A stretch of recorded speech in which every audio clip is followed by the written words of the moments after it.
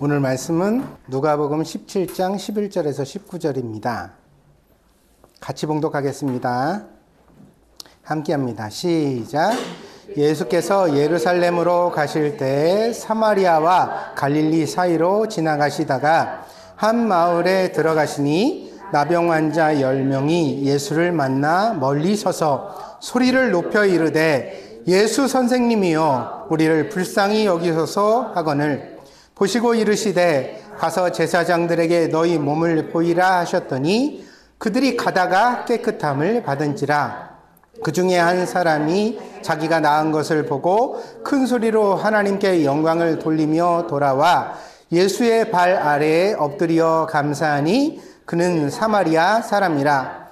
예수께서 대답하여 이르시되 10사람이 다 깨끗함을 받지 아니하였느냐? 그 9은 어디 있느냐? 이 이방인 외에는 하나님께 영광을 돌리러 돌아온 자가 없느냐 하시고 그에게 이르시되 일어나 가라 내 믿음이 너를 구원하였느니라 하시더라. 아멘.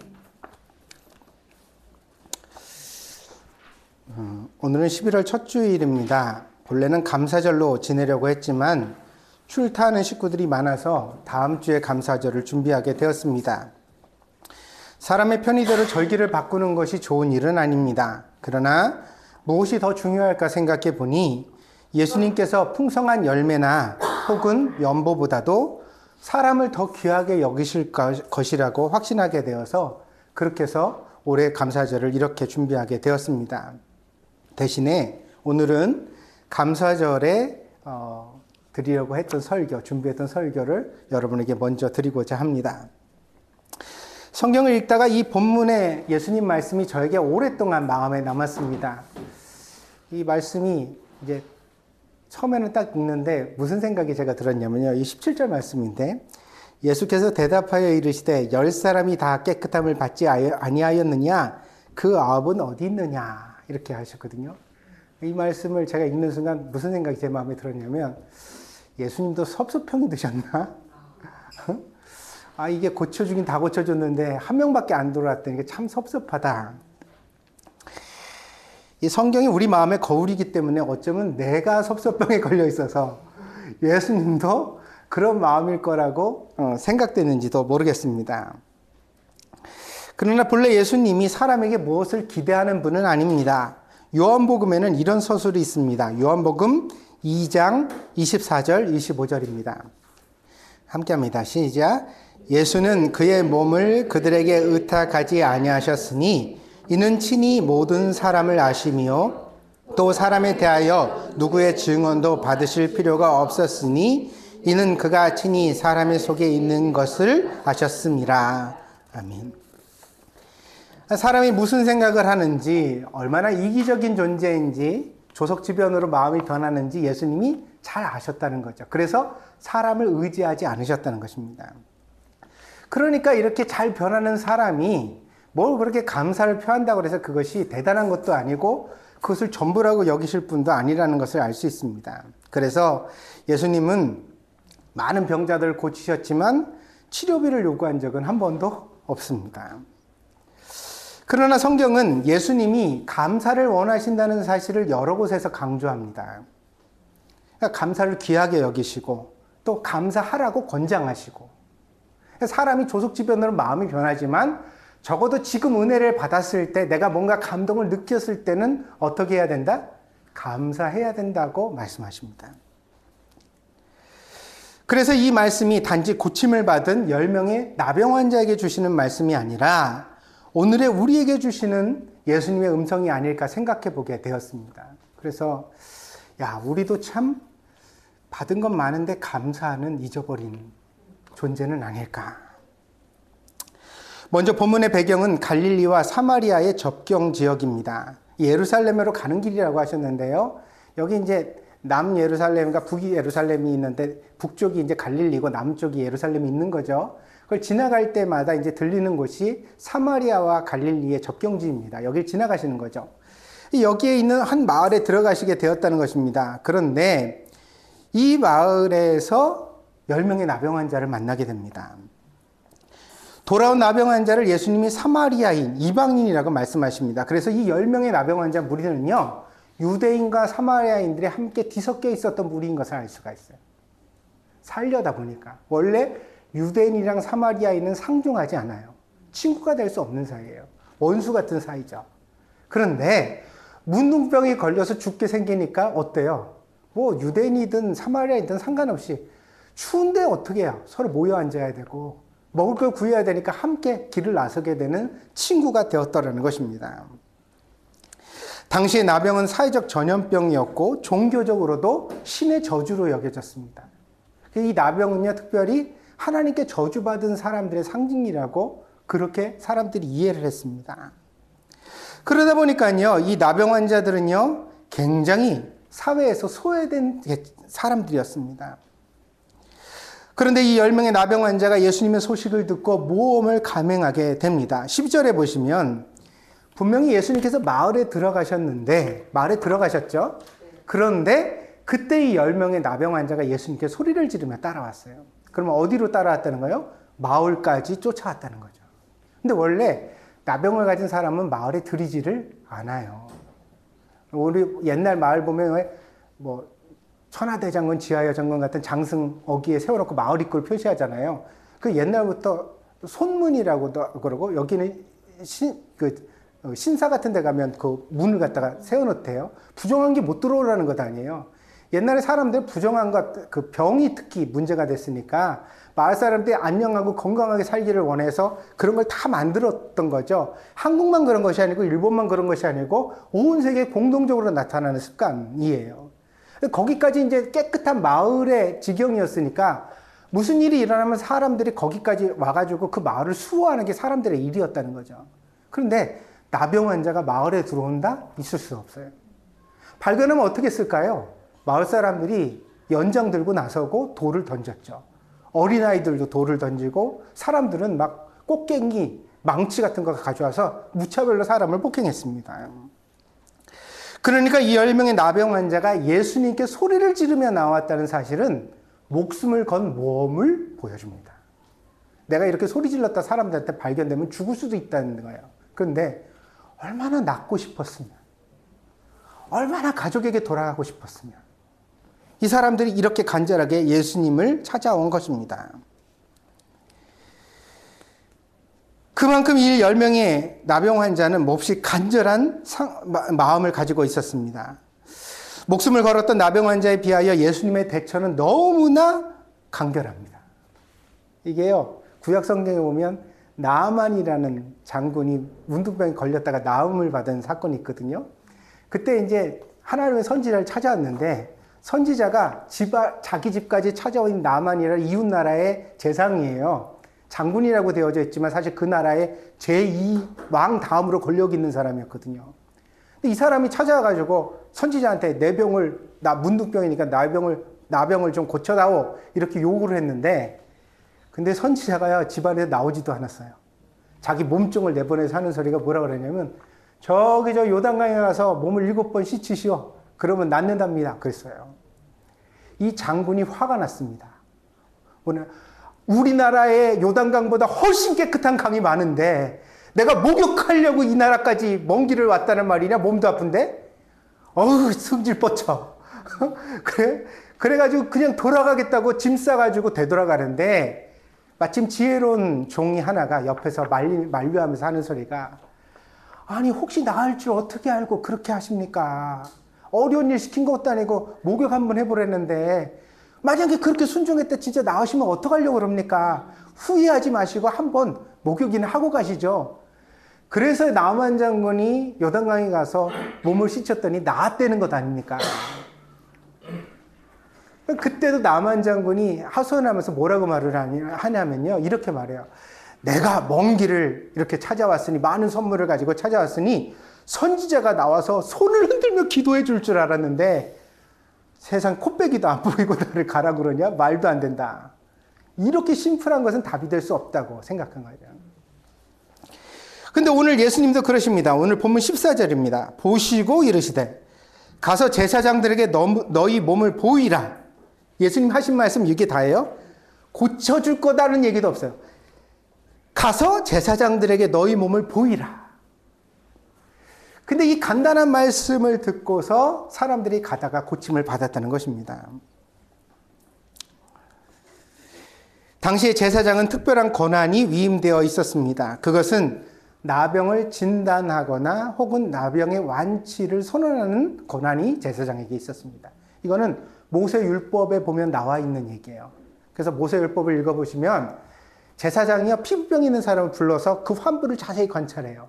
그런 다음에 거기 나병이, 문둥병이 뭔지를 알려주는 증상들이 있어요. 그걸 다 성경 말씀대로 이렇게 검사한 다음에 이게 나병이다 싶으면 제사장이 그 사람을 나병 환자로 선언합니다. 그러면 그때서 그 사람은 가족에게, 공동체에게 돌아갈 수가 없어요. 진에서 멀리 떨어져서 다시 따로 생활해야 돼요. 언제까지? 나병이 나을 때까지. 돌아올 수가 없었어요. 이 사람이 자기 부모로부터 받는 상속권, 자기가 가졌던 사회적 지위 모두 다 잃어버렸습니다. 그러니까 제사장이 얼마나 막강한 권한을 가진 거예요. 근데 또 제사장이 어떤 사람이 밖에서 생활하다가 나병이 고침을 받았어요. 그 환부가 더 이상 퍼지지 않고 이렇게 멈춰진 것을 알게 됐단 말이에요. 그럼 제사장에게 이렇게 와서 자기를 보여요. 그러면 자세하게 관찰한 다음에 이 사람은 이미 문둥병이 충분히 번져서 다 나았다 이렇게 선언을 해줘요. 그럼 이 사람이 어떻게 되어져요? 자기 아버지의 재산을 다시 상속할 수가 있고 친구를 만날 수가 있고 공동체로 돌아갈 수 있는 자격을 갖추게 되었습니다. 이 엄청난 권한인데요. 근데 이것은 누구에게만 통용되었을까요? 원래는 유대인에게만 통용되는 일입니다. 유대인의 제사장이잖아요. 이방인들이 유대인 제사장에게 와서 문둥병을 진단할 일도 없고 고침받을 일, 완치를 확인받을 일도 없는 거죠. 그러나 예수님께서는 모세 율법에 있는 이 말씀을 존중하셨고, 그리고 이 나병 환자들은 하나님의 말씀에 순종을, 예수님의 말씀에 순종을 했습니다. 자, 예수님께서는 병자를 다루실 때 보이는 현상으로서의 질병이 아니라 보다 더 근본적인 것을 다루신다는 것을 성경에서 누누이 확인할 수 있습니다. 이게 잘 들으셔야 돼요.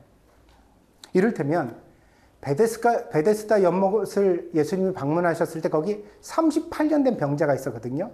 안진뱅이가 돼서 일어나지를 못해요. 근데 예수님이 이 사람 만나가지고 하신 말씀이 뭔지 아세요? 내가 낫고자 하느냐 그러셨어요. 아니 38년 된 병자한테 낫고자 하는 마음이 과연 없을까? 왜 그런 걸 물으실까? 아픈 사람 다 낫고자 하는 건 아닌가? 근데 우리는 그 내용을 알지 못하지만 이 환자에게 있어서, 이 환자를 치료하는 데 있어서 근본적으로 몸이 낫는 것만큼 중요한 게 뭐냐면 낫고자 하는 의지, 자기 결정, 자기 선택이 중요하다는 것을 예수님이 꿰뚫어 보신 거죠. 그러니까 예수님이 보실 때 몸의 질병을 보시는 게 아니에요. 몸의 질병뿐 아니라 그 사람이 근본적으로 가지고 있는 결핍을 보시는 거예요. 그게 예수님의 통찰력이에요.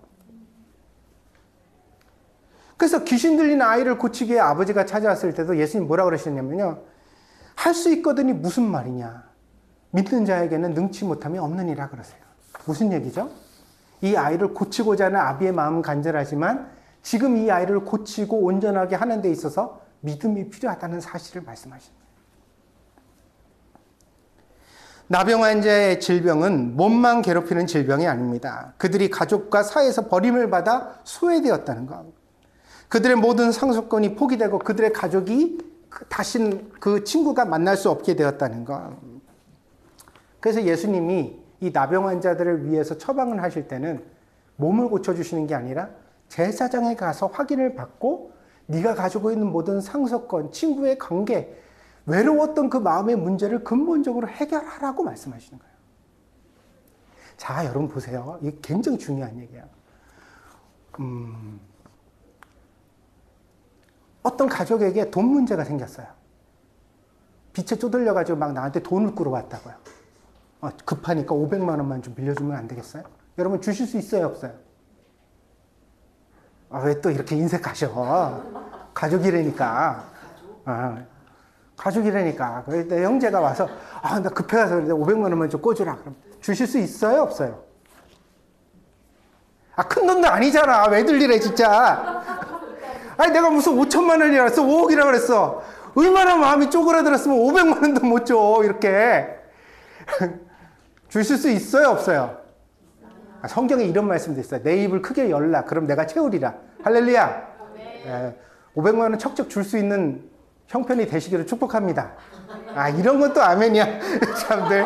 아이고, 참 설교하기 힘들다. 근데 식구 가서 500만 원 달라고 그랬어요. 그러면 줄 수 있어요. 심지어 어려운 목사도 내 피부치 가서 500만 원 달라고 그러면 내가 누구한테 꼬소라도 그 정도 주겠어요. 근데 문제는 뭐냐면 이게 과연 500만 원을 해결될 문제냐는 거예요. 빚을 지는 사람은 빚을 지는 원인이 있죠. 있어요, 없어요? 그죠? 그리고 빚을 지는 사람은 빚을 지는 상태로서의 마음의 문제도 있어요. 어디 가서 자기가 내가 500만 원을 구할 수 있다면 그 사람도 구할 수 있어야 마땅한 거예요.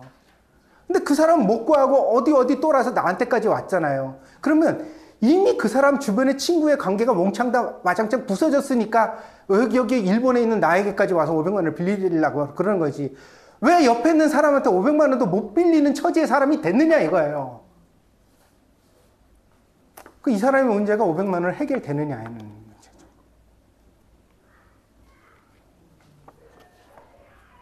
근데 이거를 우리가 헤아리고 보고 근본적으로 그거를 갖다가 통찰하지 못하고 그래 우리가 가까운 피부치니까 500만 원 내가 줄게 그랬고 500만 원을 준다고 해서 그게 고마운 일도 안 되고 아멘? 그 사람한테 큰 도움도 안 돼요. 그 돈 가지고 가서 다른 사람 빚 갚을걸? 결국 자기는 한 푼도 못 써보고 남 주는 돈이에요. 그거.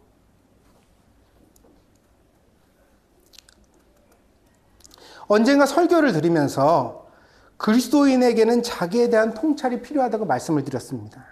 이 청명한 가을날 가끔은 산책을 하시면서 자기 인생도 좀 생각해 보시고 내가 진짜 내 속마음이 원하는 게 뭔지도 한번 되돌아보시고 맨날 우리 새끼 잘 되기를 우리 부인 잔소리 안 하기를 우리 남편 어떻게 하기를 맨날 그것만 바라지 말고 진심으로 내가 세상에 태어나서 사는데 내가 원하는 게 뭘까?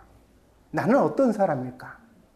내가 가진 욕망이 너무 저열하고 조금 속되다면 이건 내가 좀 부끄러운데 이거 좀 내가 고쳐야겠다 이런 생각도 해보시고 할렐루야.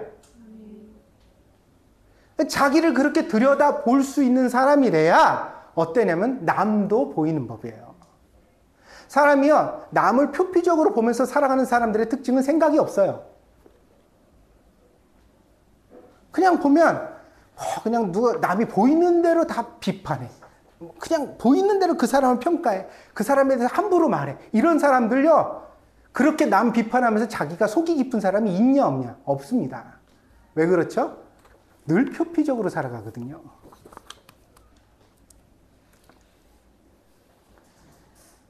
사유하는 시간이 있어야 우리의 내면이 성숙해집니다. 그리고 다른 사람을 보는 눈이 열립니다. 그리스도인들이요 성경을 읽어라 기도해라 그러니까요 이 성경 읽고 기도하는 게 무슨 성경에 대한 지식을 쌓고 하나님한테 부탁하는 시간인 줄만 알아요. 아니에요. 기도가 깊어지고 성경이 열려지면 여러분 내가 보이기 시작합니다. 믿습니까? 그리고 우리 자신에 대하여서 여러 가지 생각을 그 안에서 해보게. 우리가 그냥 나를 생각해라 그러면 잘 안 보이잖아요. 여러분 생각해 보세요. 두 손으로 내 얼굴을 더듬으면서 내가 어떻게 생겼나를 헤아려 보면 다 나는 코도 오똑하고 잘생긴 것 같아요. 근데 거울 앞에 서서 보면 비로소 내가 이 피부색이 탁하구나.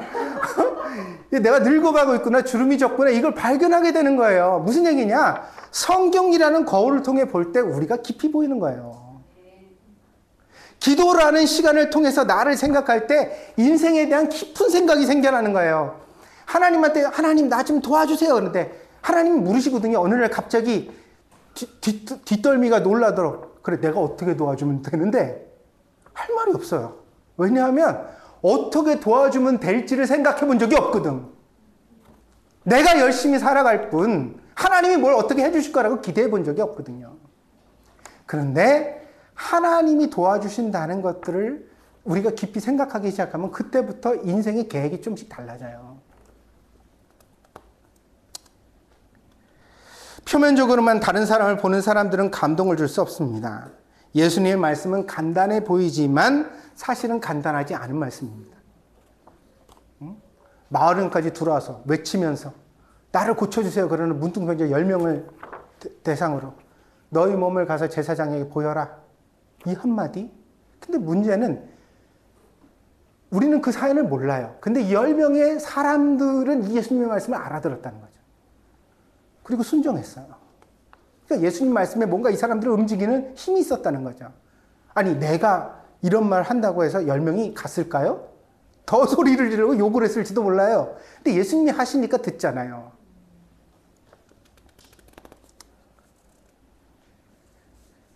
그 말씀의 이면에 몸을 고치는 것 이상의 하나님의 은혜가 있다는 사실을 우리가 헤아리고 보아야 합니다.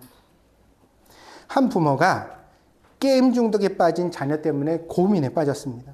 고등학교를 졸업한 애가요, 대학을 못 갔는데, 근데 재수할 생각도 안 하고 아침부터 저녁까지 게임만 하는 거예요. 밤새 게임을 하고 해 뜰 때가 되면 아침 7시, 8시에 엄마 일어나면 그때 자긴 자러 간대요. 3시, 4시까지 잠을 자고, 그때 일어나가지고 식구들 없을 때 몰래 끼니를 꺼내서 해결을 하고서는, 그리고 저녁 때 해가 지면 또 자기 방에 틀어박혀서 그냥 게임만 한다는 거예요. 그 엄마가 다니는 교회 목사님을 찾아와서 하소연을 하는데, 목사님, 내 아들 때문에 내가 죽고 싶습니다. 그만 살았으면 좋겠습니다. 희망도 없고. 하나뿐인 아들이 폐인이 되어가고 있는 장면을 보니 엄마의 심정이 오죽했겠습니까? 근데 지혜로운 목사님이요, 엄마에게 이런 이상한 권면을 했답니다. 뭐 그 아들에 대한 얘기는 한마디도 없이요, 목사님이 뭐라 그러냐면, 교회 노숙자들에게 무료 급식을 하는 봉사를 교회에서 하고 있는데 일손이 많이 모자르다. 그러니까 그러면은 나오셔가지고 좀 도우시라. 아니 지금 내가 살고 싶다 죽겠다 그랬는데 교회 와서 일하는 소리 얘기를 목사님이 했다는 거야. 그런데 웃긴 게 이 얘기를 듣는 순간 이 엄마가 무슨 착각을 했냐면, 내가 열심히 봉사하면 하나님이 내 아들을 고쳐주신다는 뜻인가? 내가 가서 열심히 바쁘면, 그래, 그러면 하나님이 내 아이를 바꾸신다는 얘기인가? 그렇게 믿었다는 거예요. 그래서 그때부터 나와서 봉사활동을 시작했습니다. 처음에는 봉사를 한다고 했는데 말이 자원봉사지 이게 해보니까 자원봉사가 아니더래요.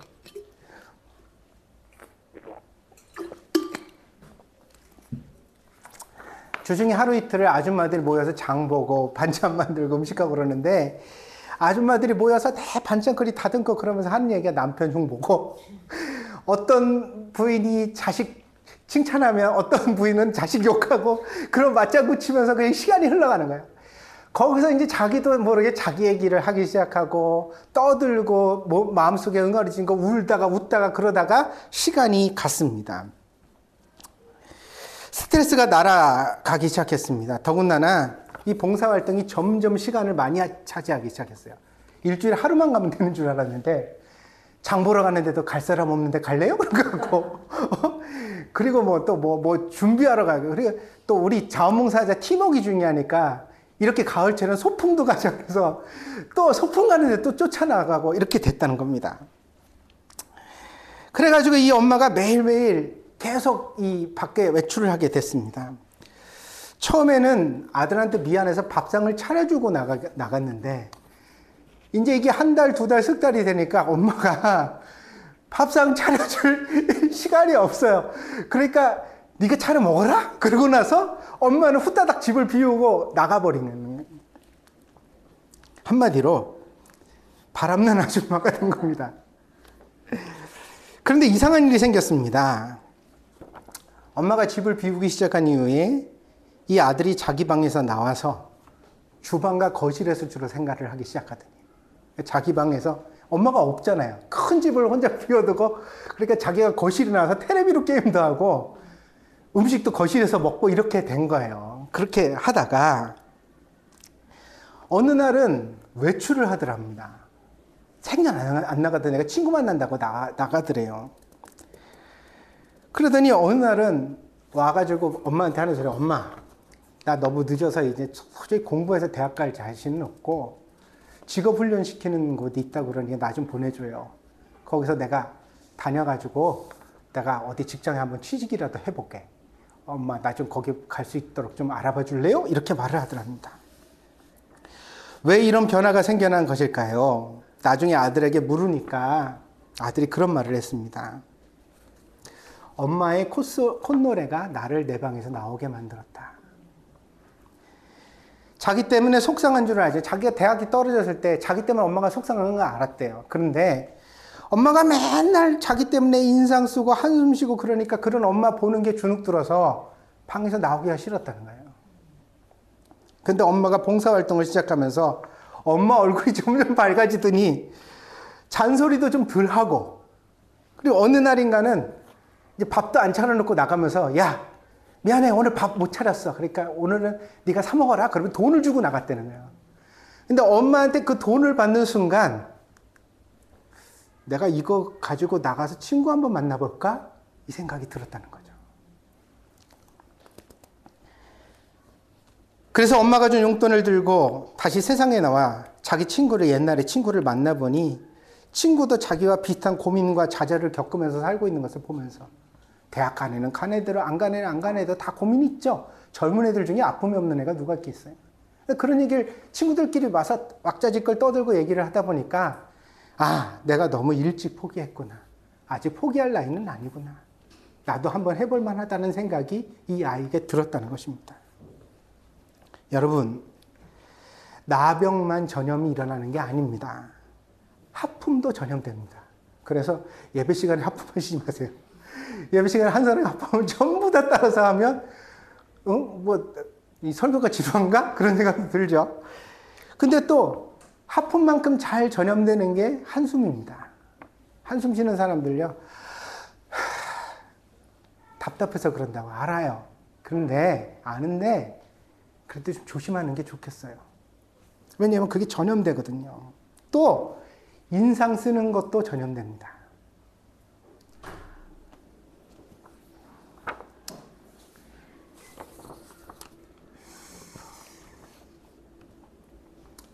여러분들 인상 좋아요?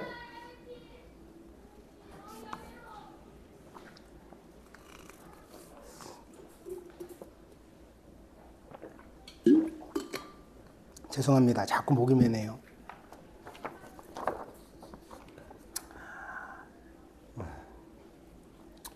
교회에서도 신앙생활을 하면서도 표정 자체가 굉장히 굳은 사람들이 있습니다.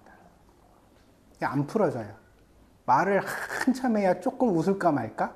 다음 주에 보면 또 굳어서 오고. 싸우자는 거예요?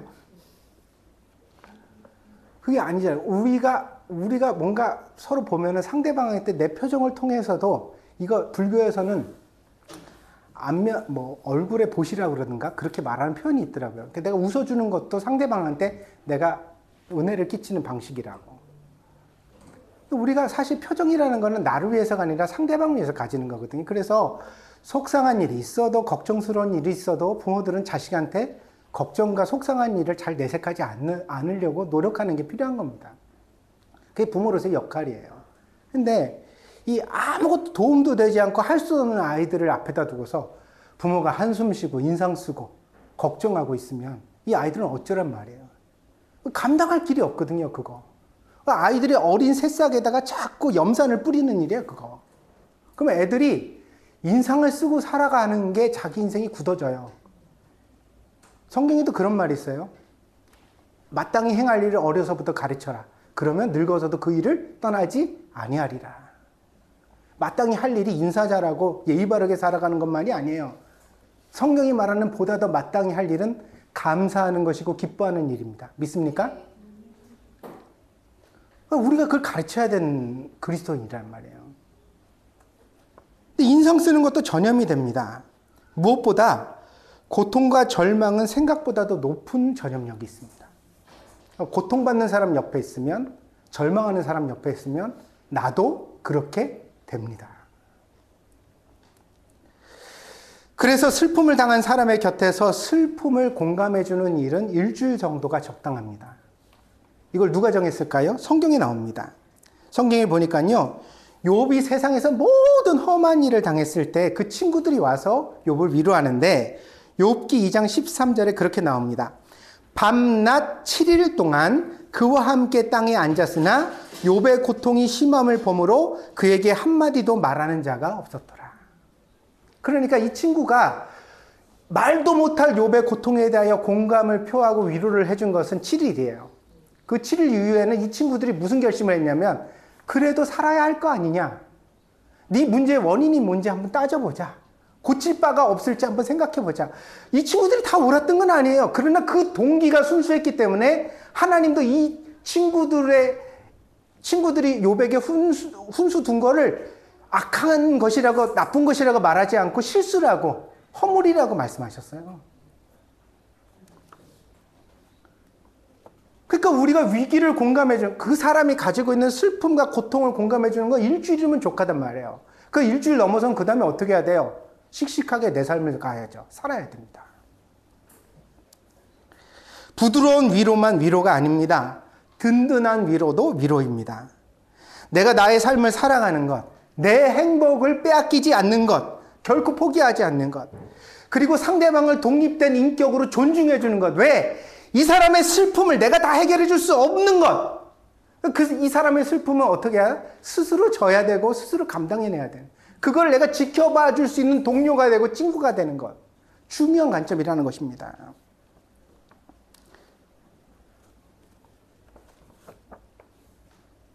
이 모든 것이 결코 나쁘지 않은 선택입니다. 그래서요, 부모가 자식을 돌볼 때도, 자식이 부모를 공양할 때도, 친구가 어려움에 처했을 때도, 어떤 사람이 극한 어려움에 처했을 때도 우리가 그 사람의 슬픔과 문제를 공감하고 함께 아파하는 건 일주일이면 좋게요. 아멘? 그 넘어서면 그 아픔으로 인해 나까지 망가지기 시작하고, 내가 불행에 빠지면 이 사람을 건져줄 수 있는 기회도 없는 거예요. 그럼 어떻게 해야 돼? 내가 씩씩하게 서야죠. 다 큰 성인을 혼자 두는 것은 방치가 아닙니다. 초등학생을 집에 혼자 두고 무료 급식소에 봉사하러 갔다고 그런다면 그건 방치입니다. 근데 고등학교 졸업했다고 그랬잖아요. 밥은 지가 차려 먹을 수 있어요. 그 정도는 맡겨야 돼요. 시켜야 된다. 혼자 고민하고 혼자 길을 결정하고 혼자 걷기 시작할 수 있어야 합니다. 그래서 불행한 사람 곁에서 같이 한숨 쉬고 같이 불행해하는 것은 절대로 해답이 아니다. 한동안은 그래줄 수 있지만 그 다음에 어떻게 해야 된다? 그 사람 옆에서 내가 씩씩하게 살아가는 모습을 보여주는 게 더 중요하다.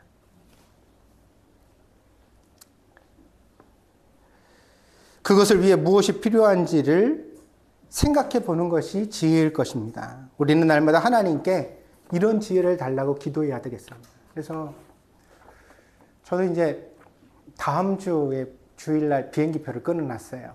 어머니가 지금 항암 치료를 시작하셨거든요. 그래서 입원해가지고 이번 주, 다음 주, 그 다음 주까지도 아마 조금 입원해 계실 것 같은데, 입원을 하는 과정에도 뭐 이모님이 모시고 가긴 했는데 뭐 혼자서 버스 타고 가신다더니 뭐 병원비가 많이 들 것 같고 그러니까 이제 그런 말은 안 하시는데 그런 뉘앙스예요. 그러니까 내가 그 외래로 통원하면서 항암치료를 받겠다느니 뭐 이런 얘기를 해서, 놓친 내가 무슨 남양주에서 분당까지를 어떻게 통원하면서 무슨 치료를 받아, 말이 안 된다고, 무조건 입원하시라고 그리고 얘기를 드렸고, 퇴원은 내가 시키겠다고 그래서 해뒀습니다.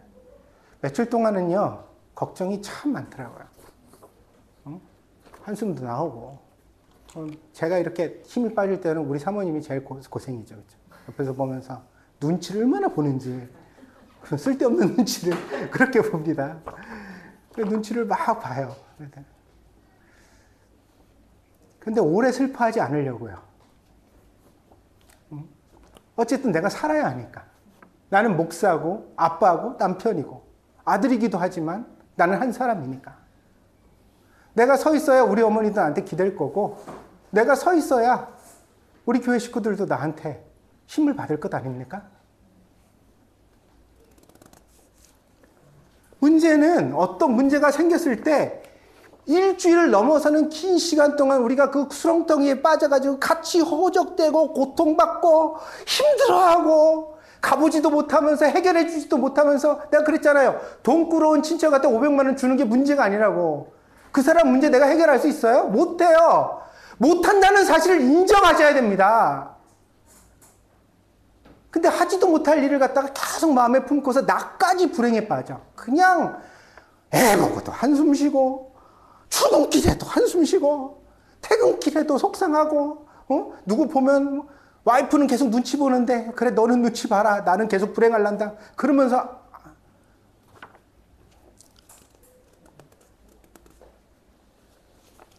자, 이렇게 행동하는 거 지혜로운 일이에요, 미련한 일이에요? 지혜로운 일이에요, 미련한 일이에요? 미련한 일이에요. 어떻게 해야 합니까? 나와야 돼요. 그리고 내가 해결할 수 있는 것과 해결할 수 없는 것을 구분하고, 해결할 수 있는 일은 해결하고. 할렐루야. 500만 원 줘서 해결할 수 있으면 줘요. 없어서 살아. 그 정도 내가 열심히 일하면 얼마든지 다시 해결할 수 있어.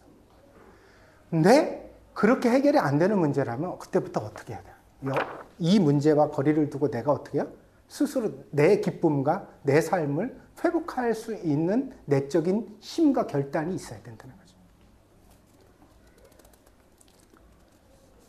그래서 우리는 공감하고 위로한 이후에는 우리의 삶을 살아가는 용기가 있어야 됩니다. 그것을 위해서 우리에게 필요한 것이 기도입니다. 그러니까 기도한다는 것은 무슨 뜻이냐면, 하나님, 내가 해결해야 할 수 있는 것과 해결할 수 없는 것을 가르쳐 주세요. 그리고 그걸 내가 그렇게 실천할 수 있도록 나를 도와주세요.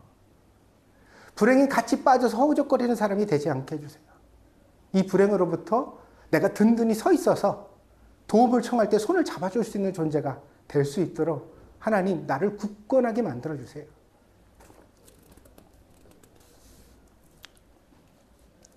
예수님의 명령을 순종했던 10명의 납병 환자는 제사장에게 몸을 보이러 가는 길에 그 병이 깨끗이 고침을 받았습니다. 참으로 신비롭고 엄청난 일입니다. 10명 중에 한두 명만 나와도 기적인데, 오늘 본문을 보면 10명 중에 10명이 다 고쳐졌습니다. 그랬더니 즉시로 그 사람들의 바탕이 드러났습니다. 사람이 좋은 때는 욕심이 드러나고요, 어려울 때는 이기심이 드러납니다. 10명의 납병 환자들이 예수님한테 찾아올 때는 감히 가까이 다가가지도 못했거든요. 멀리서 소리를 질렀어요. 13절에 보시면 소리를 높여 이르되, 예수 선생님, 우리를 불쌍히 여기소서. 얼마나 가난한 소리입니까? 이거는 우리를 불쌍히 여기소서, 이 말은요, 거지가 구걸을 할 때 말하는 것과 같은 수준의 자기의 낮춤이에요. 얼마나 가난한 표현입니까? 그들은 예수의 이름을 알았고 예수님이 자기를 고치실 수 있다고 믿었으며 심지어 예수님께 고침받기 위하여 목숨을 거는 모험을 감행했습니다. 그들은 정말 간절하게 예수님의 자비를 구했습니다. 그러나 그들의 병이 고침을 받았을 때 그들의 절박한 심정은 더 이상 기억되지 않았습니다. 한국 속담에 그런 말 있죠. 화장실 갈 때 마음, 올 때 마음이 다르다. 개구리는 올챙이 쪽을 생각 안 한다. 못할까요? 안 하는 거죠. 10명의 나병 환자가 고침을 받았더니 즉시로 자기 집으로 돌아갔습니다. 단지 한 명만 예수님께 돌아왔습니다. 오늘 우리는 감사절을 기념하면서 과연 한 명에 속한 사람일까? 나는 9명에 속한 사람일까? 성경은 90%의 확률로 우리가 감사 없이 살아가는 사람이라고 고발합니다. 자, 지난 한 해 동안 여러분에게 감사한 일이 많았습니까? 적었습니까?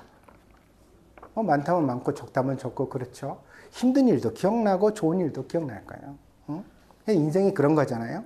근데 가족들이 많이 아프지 않고 그래도 건강하게 이렇게 같이 밥 먹고 같이 소풍도 가고 이렇게 하면서 살고 있다는 것 자체가 이미 진짜 감사한 일이죠. 그렇죠? 그걸 우리가 되돌아보기 위해서 감사절을 기념하는 것이기도 해요. 근데 또 지난 1년을 생각해 보면 차를 산 사람도 있고 이사를 한 사람도 있고 아이가 입학이나 졸업을 하기도 하고 또 직장이 없었던 사람이 직장을 옮기거나 직장을 갖게 된 일도 있고 결혼을 결정하기도 했습니다. 다사다난한 인생이지만 그래도 우리에게 좋은 일이 한 해 동안 적지 않게 많이 있었다. 그런데 그 좋은 일이 있을 때마다 우리가 하나님의 은혜를 깨닫고 과연 감사하려고 돌아온 사람이었던가? 꼭 감사헌금을 내라는 뜻은 아닙니다. 그러나 얼마라도 감사헌금을 한다고 뭐가 나쁘겠습니까? 우리의 마음이 진심이라면, 진심으로 감사하는 마음이 있다면 오늘의 본문에 등장하는 납병 환자처럼 약간의 수고와 약간의 자기 희생을 감수하고라도 예수님께 감동을 드리려고 노력해 보았을 것입니다. 그래서 오늘의 본문은 예수님의 약간 섭섭함이 드러나는 목소리를 담아냅니다. 18절입니다. 이 이방인 외에는 하나님께 영광을 돌리러 돌아온 자가 없느냐 하시고 그에게 이르시되 일어나 가라 내 믿음이 너를 구원하였느니라 하시더라. 그래, 너희들이 원하는 것은 내가 알겠다. 그러면 너희가 원하는 것을 내가 들어주었을 때 너희는 과연 나에게 어떻게 할 거냐? 나는 너희가 나와 함께 하나님께 영광을 돌리는 것을 원한다. 나는 내가 감사하는 사람이 되었으면 참 좋겠다. 은혜를 당연한 것으로 여기지 말고 그 은혜에 감동하면서 기뻐하는 모습을 나에게 보여주면 좋겠다. 그런데 좋은 일이 생겨도 별로 웃지도 않고 남한테 자랑도 안 하고 좋은 일이 생겼는데도 불구하고 뭐 살다 보면 뭐 그런 일도 있는 거지. 탈무드에 그런 말이 나오거든요. 응? 별빛을 보고 감사하는 자에게 달빛을 주시고 달빛을 보고 감사하는 자에게 촛불을 주시고 촛불을 보고 감사하는 자에게 등불을 주시고 등불을 보고 감사하는 게 햇빛을 주시는 하나님이다. 그러니까 이게 하나님이 원하시는 대로 우리가 반응할 때 이 감사라는 것이 축복이라는 것이 연이어서 발생하는 어떤 우리의 삶의 방식이 되어지는 거거든요. 그런데 문제는 우리가 중간에 자꾸 뚝뚝 끊어먹어요. 이 10명의 나병 환자 중에 9명처럼 감사한 일이 생겼는데 안 찾아온다고요. 표현하지도 않고. 사람들은 감사가 중요하다는 것을 알지만 감사가 믿음이라는 사실은 놓치고 있습니다. 돌아와 감사한 나병 환자를 향하여 예수님 뭐라 그러세요? 네 믿음이 너를 구원하였느니라 그러잖아요. 이 나병 환자가 감사하다는 사실이 예수님이 보시기에 믿음이라는 거예요. 그리고 이 믿음은 너를 구원할 만하다라고 인정해 주십니다. 사도 바울은 데살로니가 교회에 보낸 편지에서 이렇게 말했습니다. 데살로니가전서 5장 18절입니다. 범사에 감사하라. 이것이 그리스도 예수 안에서 너희를 향하신 하나님의 뜻이니라. 여러분, 감사가 믿음입니다. 믿음이 아니면 범사에 감사할 수가 없습니다. 그러니까요, 우리가 믿음이 있다는 것은요, 우리의 일상 가운데서 진짜 감사하려고 노력하면서 살아가는 사람이 되는 건데, 그럼 이런 사람에게 좋은 일이 있을 때 감사하지 않을 수가 없죠. 나쁜 일이 생겨도 감사하겠다는 의지가 있는 사람인데, 내 아이가 심지어 중학교에 입학했어. 세상에, 초등학교 6년 동안 아이가 자퇴하지 않고 학교를 무사히 갈 수 있도록 그 가고 오는 길 가운데 교통사고 안 나게 하나님이 지켜주셔서, 야, 어떻게 이런 일이 있어. 하나님 너무 우리를 사랑하시는구나. 그 감사가 표현되어지는 거예요. 그럼 하나님이 이런 사람의 자녀를 중학교에서 지켜주시지 않을 수가 없죠. 다시 말씀드려요. 이런 감사가 우러나는 엄마의 표정과 태도가 아이에게 축복이 되지 않을 리가 없습니다. 이건 돈으로 줄 수 없는 축복이에요. 여러분, 주머니에 100만 원이 늘 들어있을 때만 내가 웃을 수 있는 사람이라면 인생 가운데 내가 웃을 기회가 몇 번 있겠어요? 여러분, 벌이가 시원치 않다는 얘기가 아니에요? 여러분 많이 벌지만 그래도 현금 100만 원이 주머니에 있은 적은 별로 없잖아요. 그러니까 1년에 한두 번? 보너스 받았을 때? 집 팔았을 때? 그때만 웃을 거 아니에요. 그러면 인생 전체가 사실은 다 인상 쓰고 살아가고 한두 번 즐거울 뿐이에요. 그런데 범사에 감사하는 믿음을 가졌다고 생각해 보세요. 아침에도 일어나 웃고 감사하고 저녁에도 잠들기 전에 감사하고 아이를 보면 안아주면서 감사하고 어이구 내 새끼 나는 네가 있어 너무 감사해 기뻐. 그럼 생각해 보세요. 이 아이에게 100만 엔을 유산으로 물려주는 것보다 엄마가 수도 없이 365일 동안 매번 안아줬던 그 기쁨, 그 표정, 아빠가 자기한테 주었던 그 긍정적인 인생에 대한 기대감, 좋은 조언들, 이게 남아있는 아이가 인생의 어떤 시련과 풍파를 만난다고 해도 지칠까요? 안 지칠까요? 다시 일어나게 돼 있어요. 살게 돼 있다고요.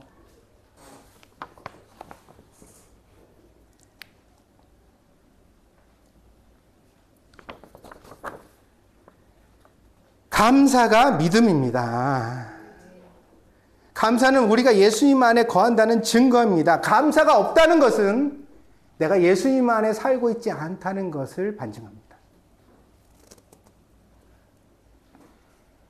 그래서 하나님께서 우리에게 원하시는 것도 감사임을 말하고 있습니다. 감사절에 오곡백과를 교회에 가져와서 장식하는 것도 잘하는 일입니다. 그렇게 교회를 꾸밀 때 함께 하나님 앞에 감사절을 지킬 때 여러분에게 수다가 있고 기쁨이 있고 스트레스가 해소되고 교회 안에서 누리는 온갖 즐거움이 있기를 축복합니다. 교회는 그러려고 모이는 거예요. 그럼 교회 뭐 장사하려고 모여요? 교회 셈하려고 모여요? 뭐 하려고 모여요? 즐거워하려고 모이는 거예요. 신경질 내려면 교회 오지 마요. 왜 교회까지 와서 신경질을 내? 교회에 와서는 좀 우리가 어떻게 하면 같이 좀 격려하고 행복할 수 있어? 그렇게 생각하고 그런 결심으로 살아갈 수 있는 사람들이 되어야 합니다. 그런데 웃고 떠들고 스트레스를 날리는 것만큼이나 중요한 사실은 여러분의 인생을 불행에서 건지는 일인 줄 믿습니다. 그래서 사과도 큰 거 갖다 놓고 배도 큰 거 갖다 놓고 뭐 배추도 갖다 놓고 좋은데 그거보다도 더 하나님이 기뻐하시는 것은 여러분의 웃는 얼굴입니다. 여러분 마음에 감사가 있어야 합니다. 그 감사로 하루하루를 살아가는 것이야말로 참된 믿음이기 때문입니다. 그러나 이것도 아십시오. 감사는 모든 사람의 것이 아닙니다. 성경은 우리에게 뭐라고 지금 경고하고 있죠? 이 누가복음 17장이 10명 중에 기적을 경험해도 감사하는 건 한 명이다.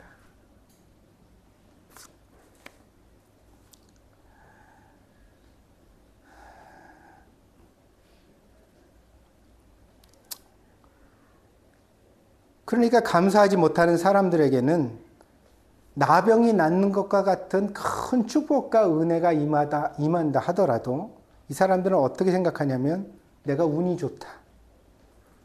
내가 열심히 해서 병을 고쳤다. 나에게는 나병이 낫는 비법이 있구나. 이렇게 생각한다는 거죠. 그리고 예수님을 보지 않아요. 예수님이 나에게 주신 축복이라고 절대 생각하지 않아요. 그러나 한 명은 이 모든 것이 주님의 은혜라고 말할 것입니다. 이렇게 말하고 생각하는 자가 되기를 축복합니다. 그러면 여러분의 삶에도 예수님이 주시는 구원이 임할 줄 믿습니다. 환경의 구원은 그리 대단한 게 아니에요. 왜냐면요, 인생은요, 우여곡절이 평생 있어요. 여러분들이 뭐 안정적 직장 가지고 적금 통장에 돈을 좀 저축해서 가지고 있으면 아무 일도 안 생길 것 같죠? 웃기지 마세요.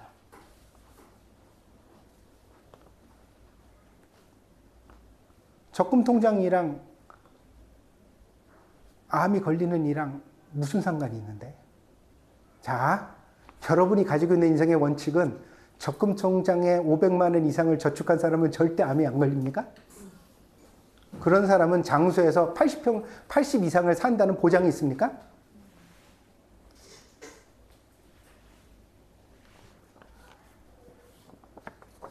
여러분 착각하지 마세요. 집 산다고 해결되는 인생이 아니야.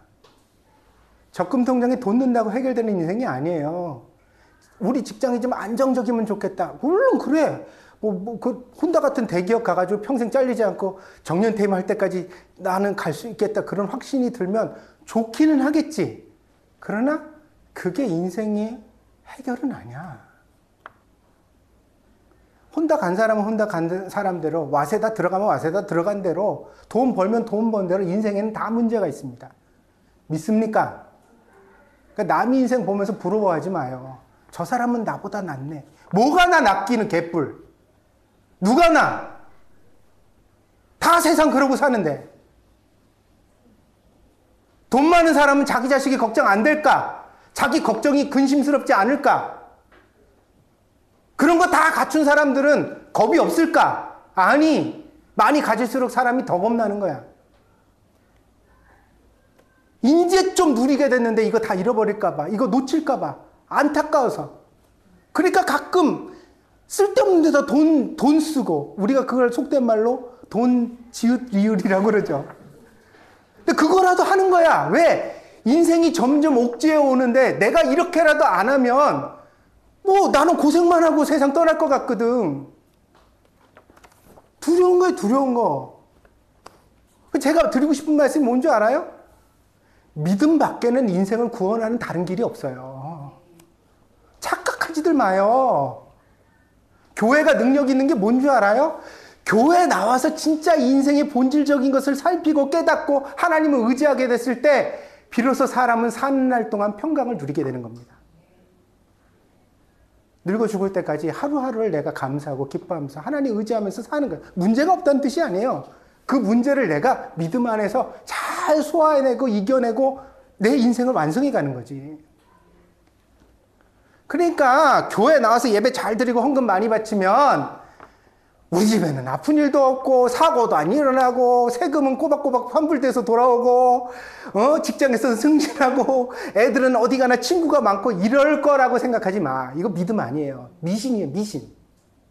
진짜 믿음은 그 모든 문제가 닥쳐도 하나님과 함께 이겨나가는 것인 줄 믿습니다. 자, 시편 23편을 외워봐요. 여호와는 나의 목자시니 내가 부족함이 없으리로다. 그가 나를 푸른 풀밭에 누이시며 쉴만한 물가로 인도하시는. 여기까지 사람들이 좋아해. 그래서 이 시편을 사랑하는 거야. 근데 그 다음에 무슨 얘기가 나? 내가 사망의 음침한 골짜기로 다닐지라도 해를 두려워하지 않으면 주께서 나와 함께 하심이라. 주의 지팡이와 막대기가 나를 안위하시나이다. 아니, 여호와가 나의 목자가 되셔서 나를 이끄시는데 왜 사망의 음침한 골짜기를 지나? 막대기는 뭐고 지팡이는 또 뭐야? 그게 왜 필요해? 없는 게 좋은 건 아니야? 근데 아니라는 거예요. 여호와가 목자인 사람도 사망의 음침한 골짜기를 지날 때가 있어. 애가 고열이 끓어서 펄펄 아플 때 불안한 건 당연한 거지. 내가 내시경 받고 왔는데 용종이 생겼다 그러면 그거 뛰면서 겁나는 게 당연한 거지. 예수 믿는 사람은 뭐 암이 걸려도 안 겁나고 애가 아픈데도 아무렇지도 않으면 그게 로봇이지 사람이요? 그런데 그 아프고 힘든 순간들마다 주님 나를 도와주세요. 주님이 나와 함께 하신 줄 믿습니다.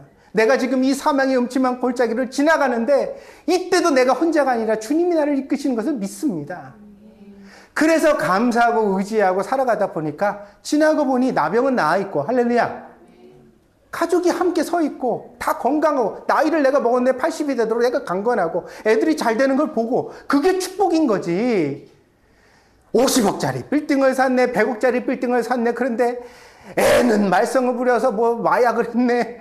무슨 클럽에 갔다 걸렸는데 거기서 무슨 대마초 사건에 연루됐네.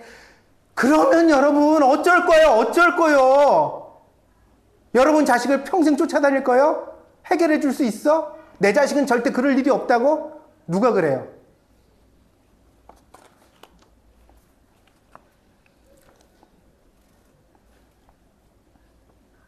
다시 말씀을 드립니다. 진심이 없는 신앙생활은 종교생활에 불과합니다. 그런 마음의 상태로는 주님을 감동시킬 수 없습니다. 진짜 신앙생활을 어떻게 해야 돼요?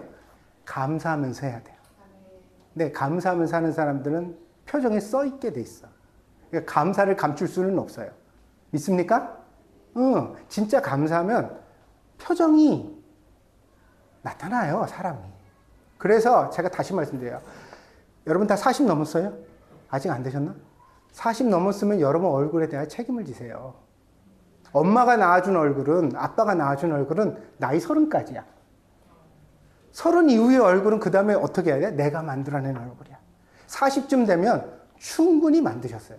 지금 여러분 거울에 여러분 얼굴을 보면서 여러분 생각하셔요. 내가 어떤 얼굴을 만들어 왔나.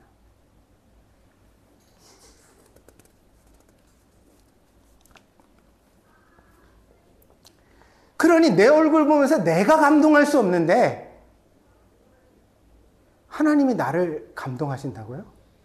아, 너 신앙생활 참 잘했다. 그래, 내가 너한테 축복을 부으마. 그러신다고요? 아이 어린 반푸르치도 없는 소리를.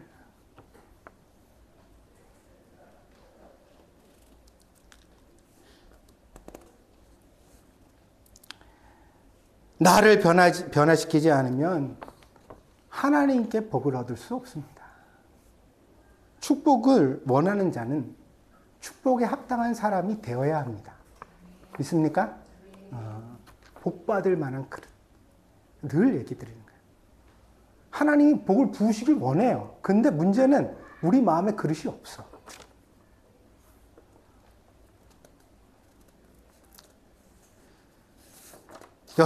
여러분에게 주의 은총이 있기를 바랍니다. 그래서 오늘 말씀의 제목이 9가 다른 한 사람인데 여러분 꼭 나머지 9가는 다른 한 사람이 되시기를 축복드립니다.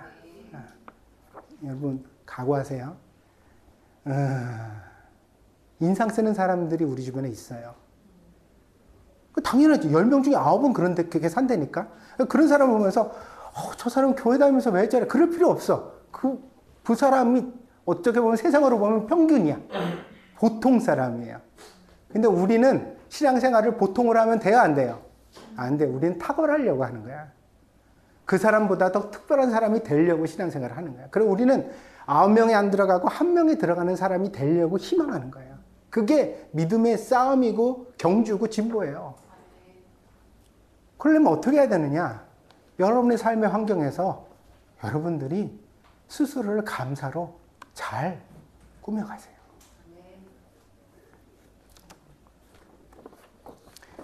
이번 주 우리 사모님이 밥을 준비를 했는데 시래기국?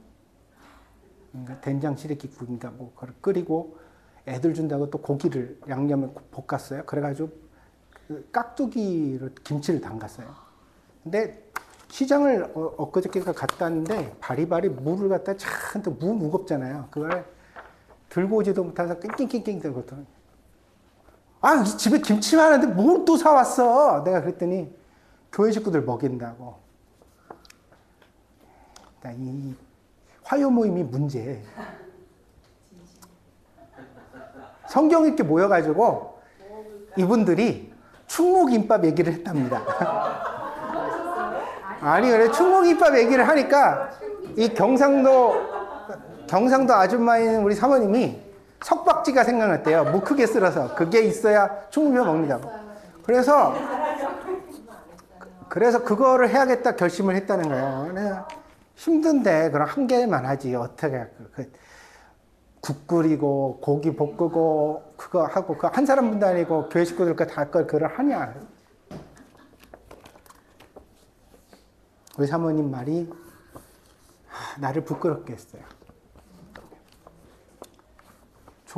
좋아서 하지 억지로 해요. 교회 식구들 애기들 먹이고 싶어서 그래서 하는 거예요. 내가 혼자 다 할 수 있으니까 목사님 아무 소리 마요. 그 소리를 듣는 순간 나는 설교에 저런 열정을 담고 있던가? 나는 저렇게 열심히 설교를 내가 준비했던가? 우리 사모님 계속 나한테 와서 목사님 설교 언제 준비해요? 목사님 맨날 누워있는 것 같은데 설교 언제 준비해?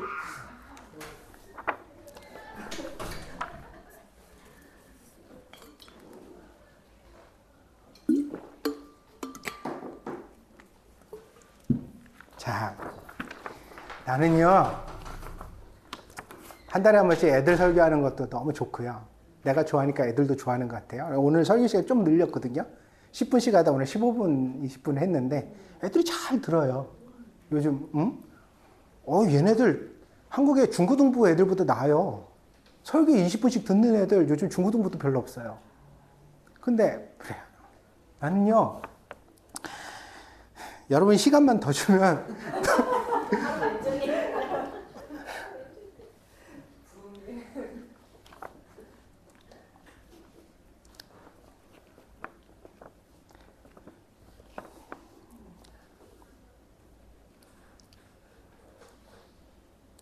억지로 하는 게 아니에요. 그러니까 힘들지 않아요.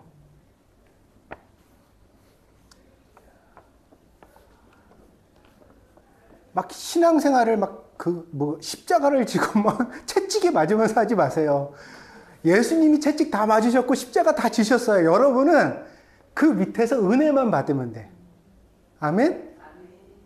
왜 그렇게 사람들이 아직까지도 건방지게 예수님이 하신 일을 자기도 하려고 그러는지 막 신앙생활을 십자가를 무겁게 지고 막 피를 흘리면서 주님이 가신 길을 나도 가야지 막 그러면서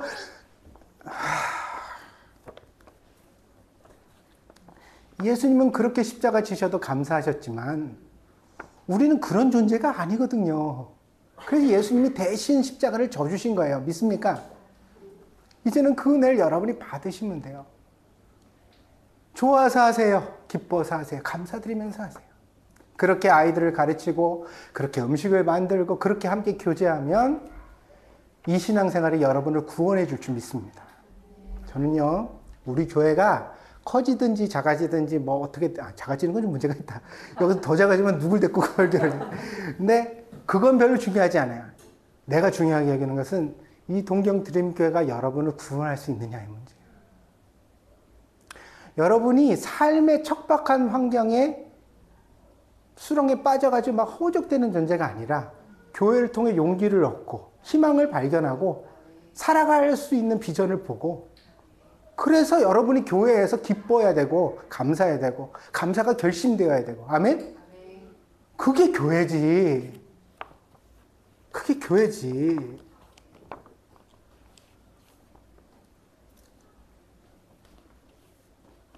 그게 여러분들 9가닥을 한 사람이 되기를 축복합니다. 네, 진심으로요.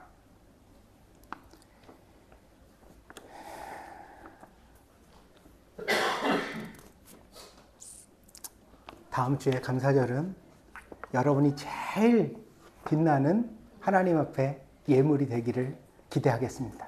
기도합니다.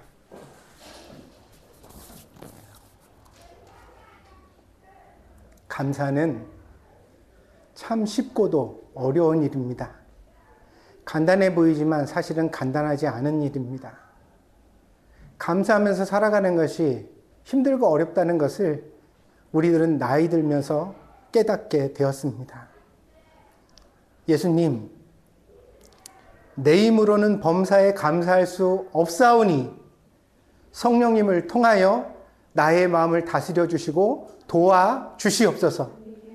내가 신앙으로 믿음으로 하나님 앞에 감사하는 사람이 되게 하시옵소서. 나의 감사가 내 얼굴에 우러나게 하셔서 내 표정이 빛나는 사람 되게 하여 주시옵소서. 내 아이들에게 선한 영향력을 끼치게 하시고 우리 교회에서 내가 다른 사람들을 격려할 수 있는 성도가 되게 하여 주시옵소서. 그리하여서 일평생을 다 산 후에 하나님이 은혜로 나를 구원하셨다고 고백할 줄 아는 성도 되게 하여 주시옵소서. 내가 산 것은 아무런 사고도 없고 아무런 풍파도 없고 아무런 불행도 없었기 때문에 감사한 것이 아니라 그 모든 풍파와 환난과 시련과 어려움 속에서도 주님이 나를 떠나지 아니하시고 나의 목자가 되시고 나와 함께 하시고 내 손을 붙잡아 주셨기 때문이라고 고백할 수 있는 저희들 되게 하여 주시옵소서. 하나님께서 저희와 함께 하여 주실 줄 믿습니다. 감사드리며 예수님의 이름으로 기도했습니다. 아멘.